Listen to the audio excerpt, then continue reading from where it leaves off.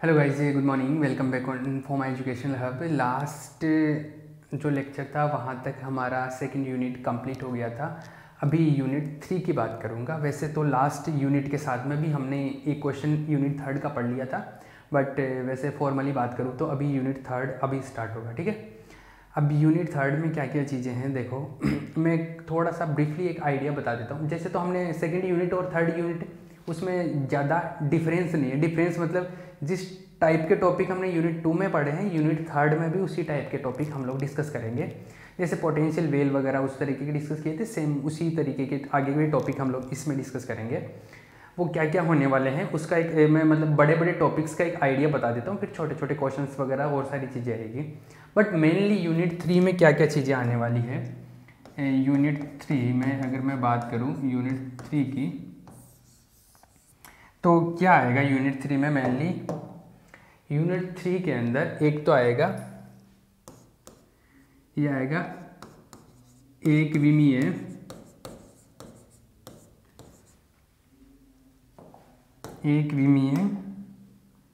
सममित विभवकूप 1D symmetric potential well, 1D symmetric potential well. बड़े topics के नाम लिख रहा हूं मैं। एक आएगा 1D हार्मोनिक ऑसिलेटर, यह आएगा एक विमीय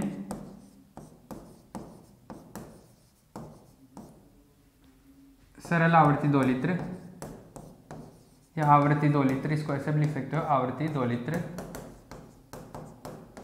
1D harmonic oscillator, 1D harmonic oscillator.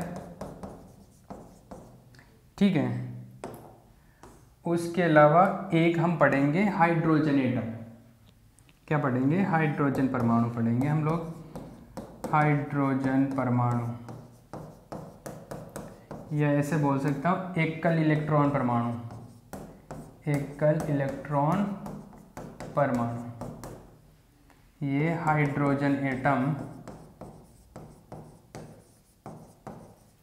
यह single electron system, single electron system, single electron system. ठीक है, और एक जो टॉपिक पढ़ेंगे वो क्या पढ़ने वाले हैं हम लोग, एक टॉपिक पढ़ेंगे हम हाइड्रोजन परमाणु तो पढ़ ही लेंगे, इसके अलावा एक और टॉपिक पढ़ेंगे, वो होगा एक विमीय परिमित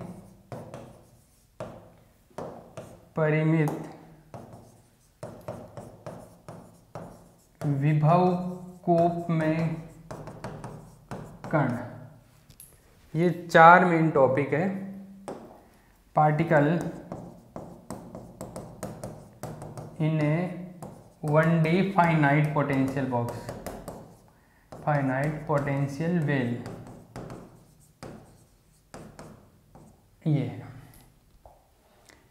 ये जो 4 टॉपिक है, इन ये तो 4 मेन टॉपिक अपने, फिर छोटे छोटे और भी टॉपिक्स आएंगे जिन पे ज़्यादा छोटे क्वेश्चन बनते हैं। बड़े क्वेश्चंस तो एक और होता है, लेकिन उसके बारे में अभी मैं डिस्कस नहीं करूँगा। मेन जिनके बहुत बड़े डेरिवेशन होंगे वो ये 4 टॉपिक है। ठीक है, तो सबसे पहले हम लोग इसको स्टार्ट कर रहे हैं अभी। ठीक है, फिर इसकी बात करेंगे, फिर होपफुली मैं इसकी बात करूँगा, फिर इसकी बात करूँगा। ठीक है, तो सबसे पहले हम एक विमीय सममित विभवकूप के बारे में बात करते हैं, 1D सिमेट्रिक पोटेंशियल वेल के बारे में बात करें। ठीक है, तो let's talk about 1D symmetric potential well. ये जिसने नहीं छापा है ये छाप सकते हो यहाँ पे पॉज करके, ताकि आपको भी आइडिया रहे कि बड़े 4 क्वेश्चन कौन से हो सकते हैं। 1D सिमेट्रिक पोटेंशियल वेल, तो आओ भैया देखो ये क्या है। 1D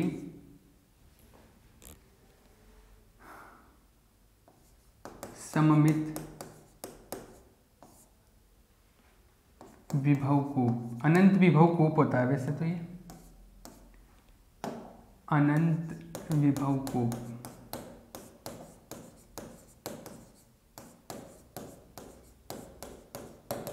इसको बोलते हैं 1D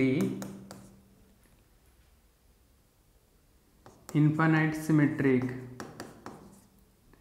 सिमेट्रिक आना जरूरी है इसमें, सिमेट्रिक पोटेंशियल वेल।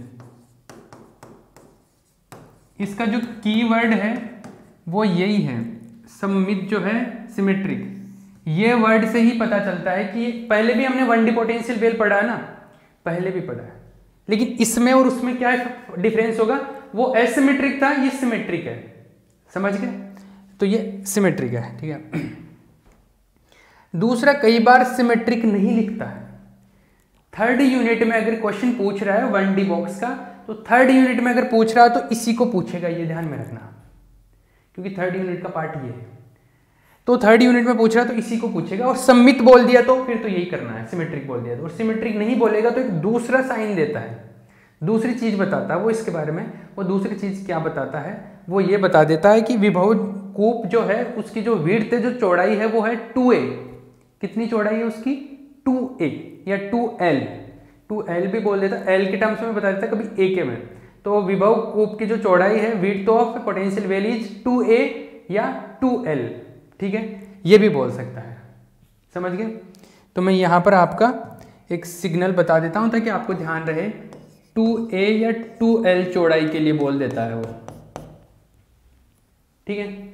अब देखो हम लोग डिस्कस करते हैं इसके बारे में, ये क्या है। पहले तो मैं इसका डायग्राम बना देता हूँ ताकि आपके दिमाग में भी एक मैप क्लियर रहे इसका। पहले इसके हम डायग्राम बना लेते हैं, फिर उसके बाद में इसकी थ्योरी वगैरह लिखेंगे, ठीक है। चलो आओ, तो इसका एक डायग्राम बना लेते हैं हम लोग, आओ।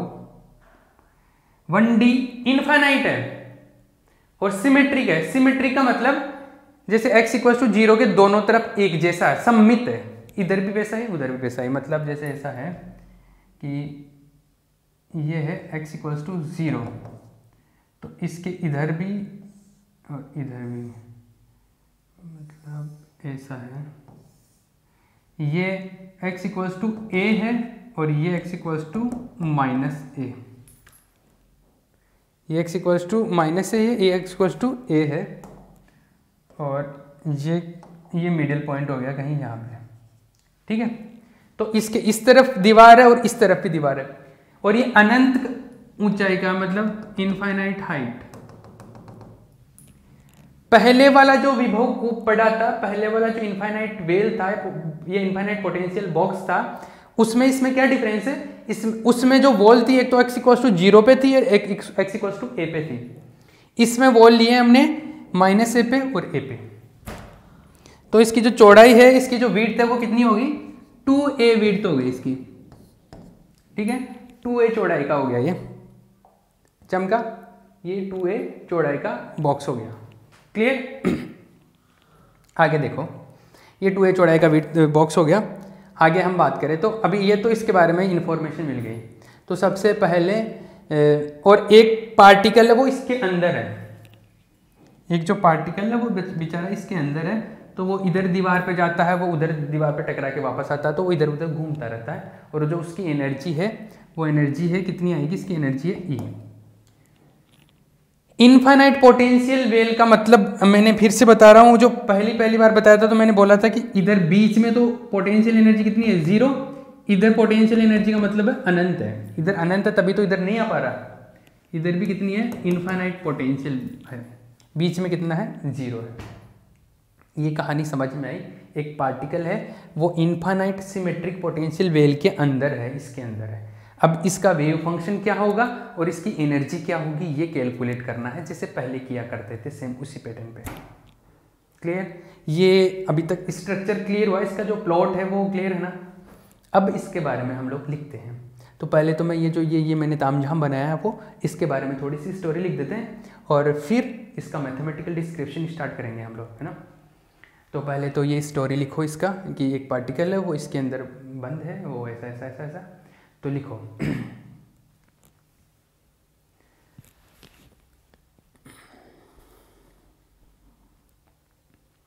देखो, माना एक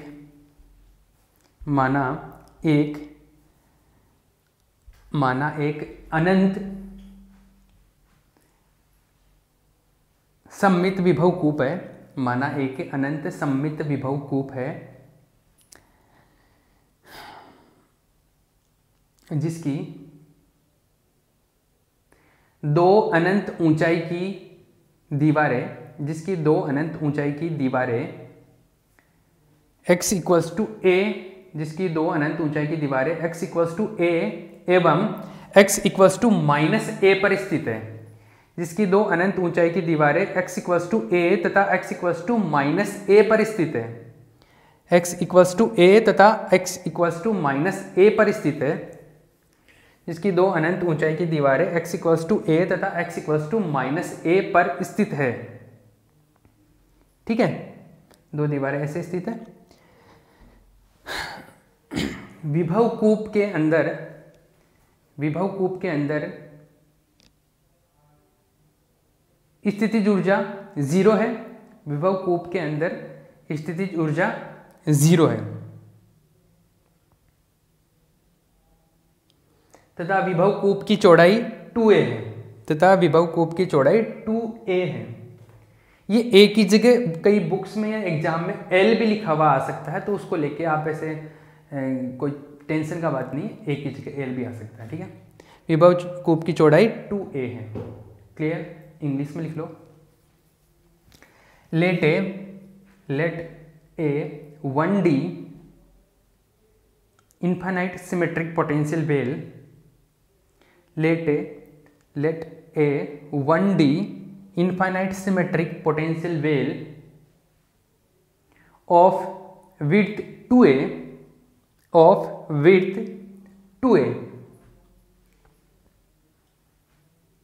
the infinite walls of potential well,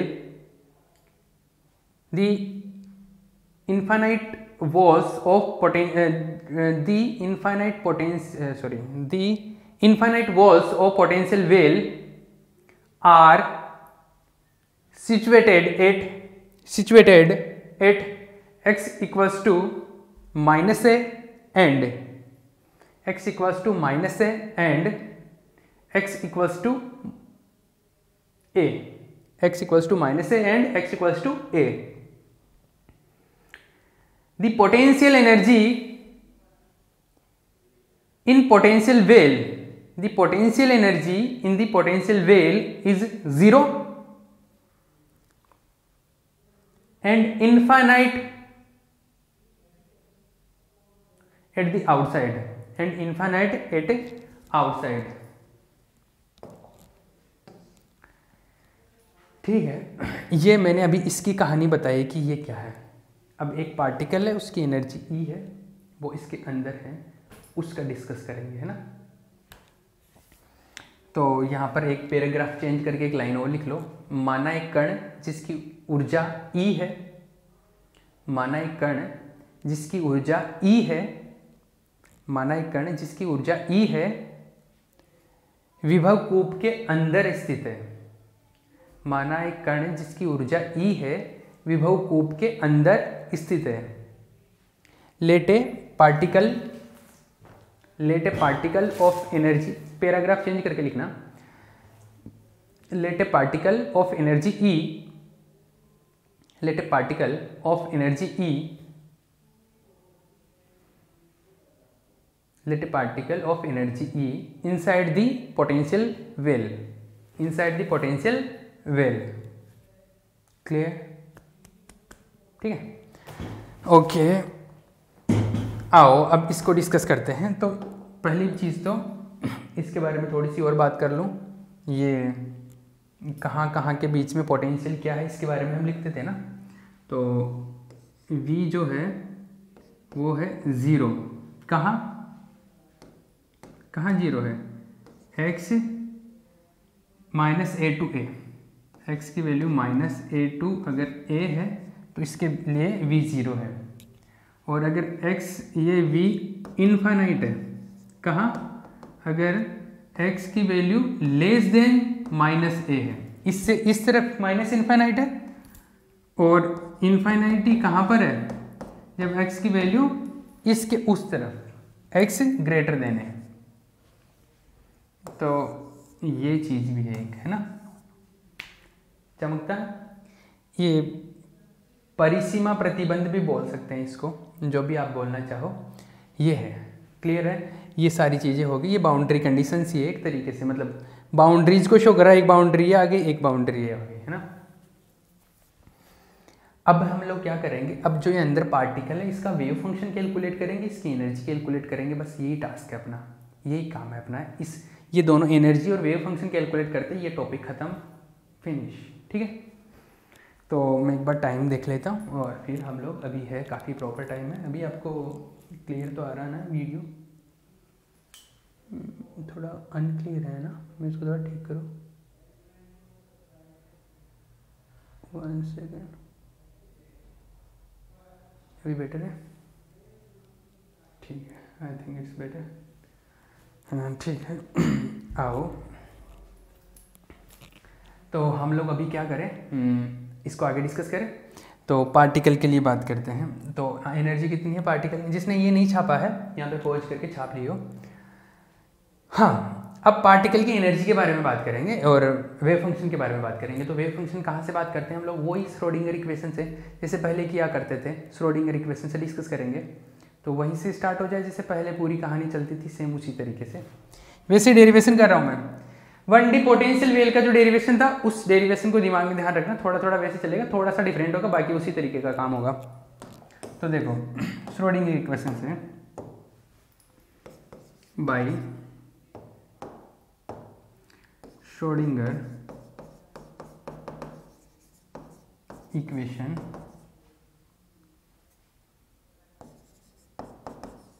Schrodinger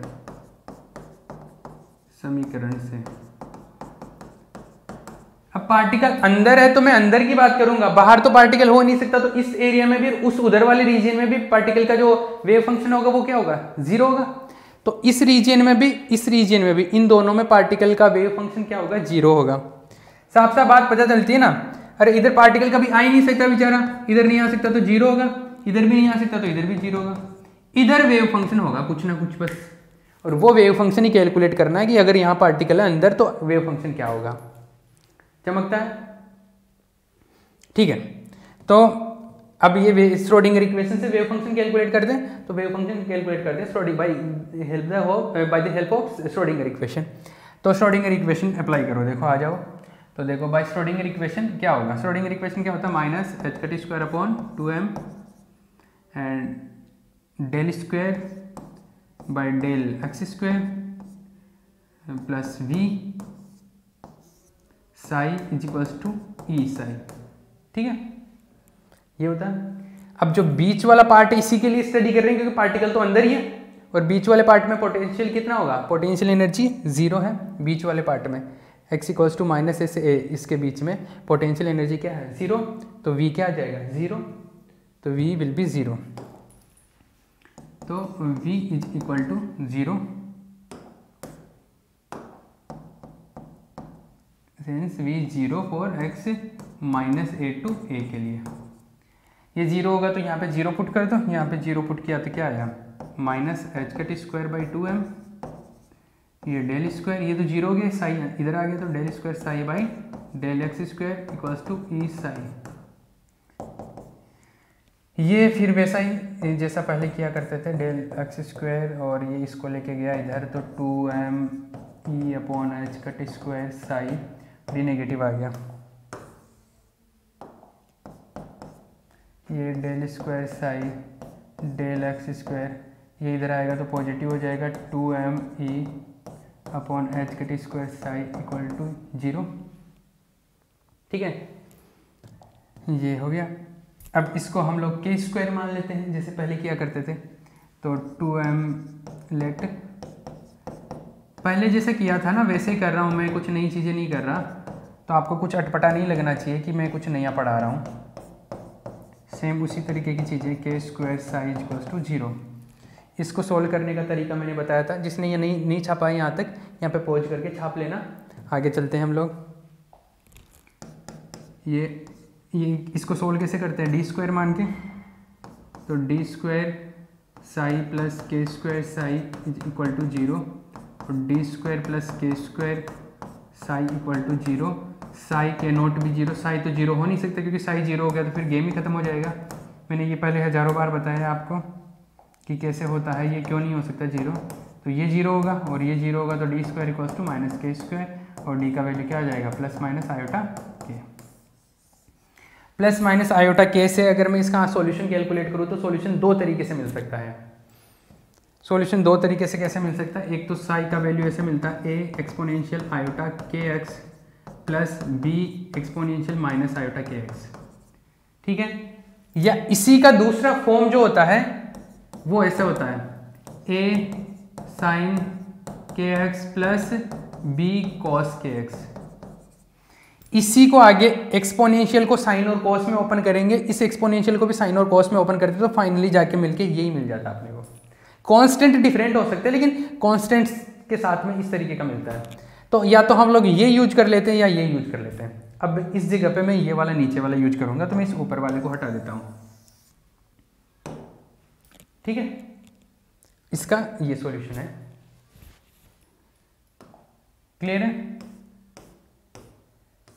हाँ, ये सॉल्यूशन मिला। अब देखो इसमें a और b की वैल्यू कैलकुलेट करेंगे और a, b और k का भी वैल्यू कैलकुलेट करेंगे।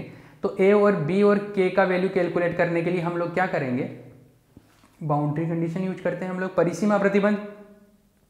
परिसीमा प्रतिबंध क्या है, देखो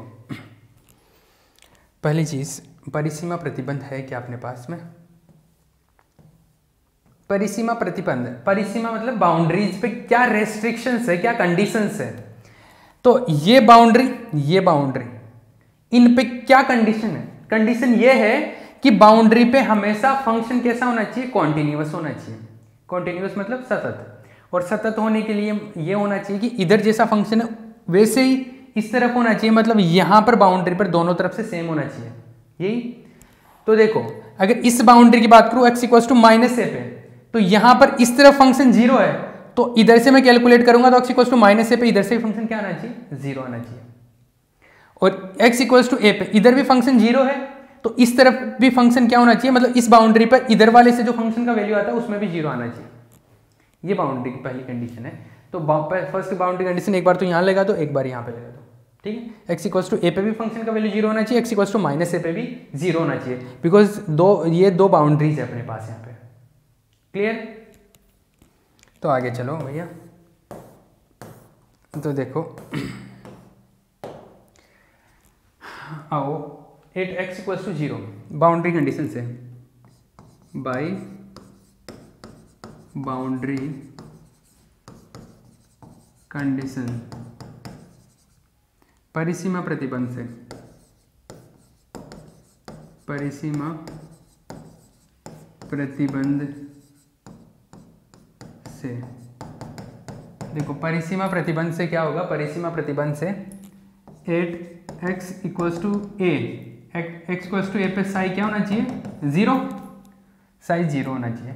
तो रखो ये साई हो जाएगा जीरो, x का वैल्यू a रखो तो ये आएगा साइन के ए प्लस बी कॉस के ए। ये मान लो कोई इक्वेशन नंबर 1 हो गया, क्लियर। ये 1 इक्वेशन, इसको मान लो आप इक्वेशन नंबर, इसको 1 कर लो, इसको 2 कर लो, कहीं पे काम में आएगा तो वो यूज कर लेंगे, ठीक है। ये आ गया एक। तो second boundary condition 8x equals to minus a, minus a पे भी साई का वैल्यू क्या होना चाहिए, जीरो, तो माइनस ए पुट करो इसके अंदर, तो जीरो एक्स साई तो हो गया जीरो, और ए साइन माइनस ये x का वैल्यू माइनस है तो ये हो गया माइनस के ए, और ये हो गया b कॉस माइनस के एक्स के ए, ये आ गया। अब देखो अपने को पता है कि जिसे साइन माइनस थीटा जो होता है वो माइनस साइन थीटा होता है, और कॉस अगर माइनस थीटा आ जाता है तो वो क्या होता है, कॉस थीटा होता है। कॉस वाले में तो नेगेटिव का कोई इम्पैक्ट नहीं होता, लेकिन साइन वाले में माइनस के साथ में आ जाता है, ये नेगेटिव का इम्पैक्ट होता है। एक बार टाइम देख लूँ मैं, ये है कॉस में इफेक्ट होता है, साइन में इफेक्ट नहीं होता इस चीज़ का। तो इस यहाँ से देखो क्या आएगा, यहाँ से अकॉर्डिंग टू दिस ज़ीरो, ये हो जाएगा a, तो माइनस आ जाएगा बाहर, माइनस ए साइन के ए, और इसमें तो प्लस ही रहेगा, बी कॉस के ए, इक्वेशन नंबर 3। अब मैं काम करता हूँ, इक्वेशन नंबर 2 और 3 को ऐड कर रहा हूँ। इक्वेशन 2 प्लस इक्वेशन नंबर 3, इन दोनों को ऐड कर दिया, जोड़ दिया दोनों को, और दोनों को जोड़ा तो क्या हुआ देखो, इधर तो 0 आ गया और इधर क्या आया, ए वाला ये माइनस का है, ये साइन वाला ये पॉजिटिव है, ये नेगेटिव है, तो ये कैंसिल आउट हो गया, ये दोनों जुड़ के ऐसे हो गया 2b कॉस के ए। तो इस 2 को तो मैं कांस्टेंट में भेज दूँ तो ये हो जाएगा b कॉस के ए इक्वल टू 0। एक चीज़ तो ये ध्यान में रखना, अभी इससे कोई कंक्लूजन निकालूंगा मैं। एक तो ये हो गया, इक्वेशन नंबर 4 हो गया है, इसको a लिख दो, इक्वेशन नंबर a, ठीक है। एक तो ये मिल गया।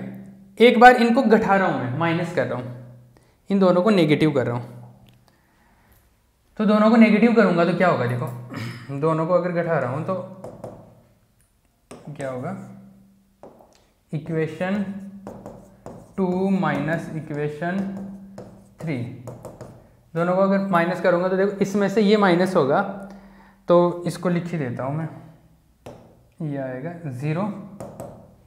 और जिसने नहीं छापा यहाँ पे पॉज करके छाप लेना, मैं स्क्रॉल कर रहा हूँ।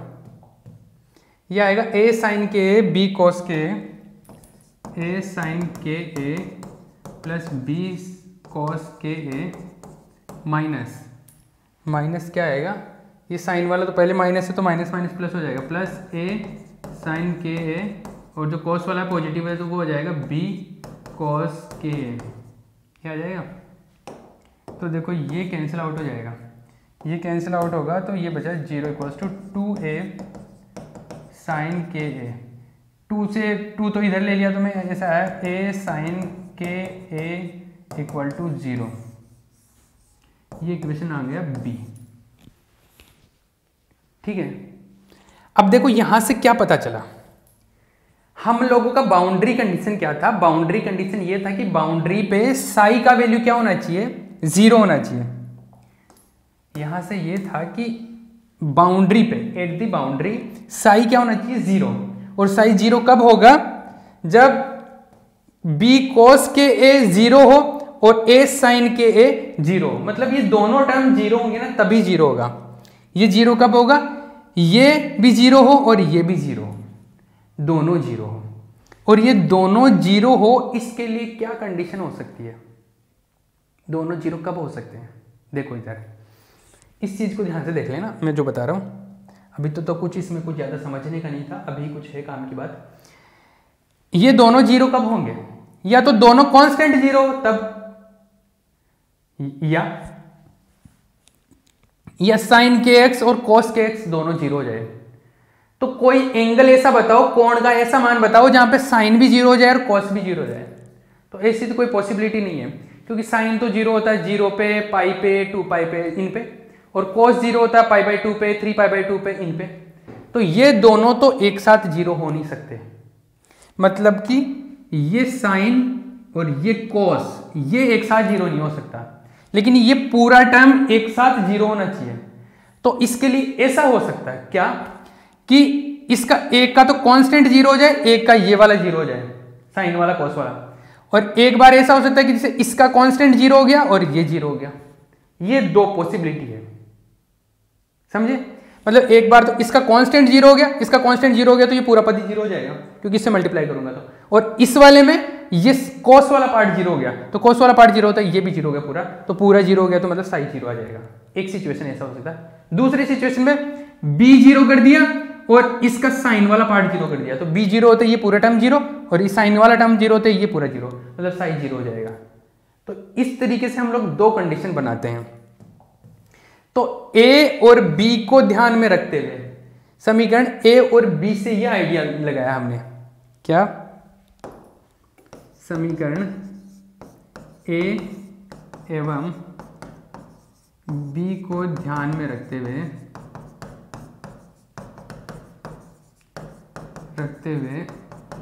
दो स्थितियां बनती है।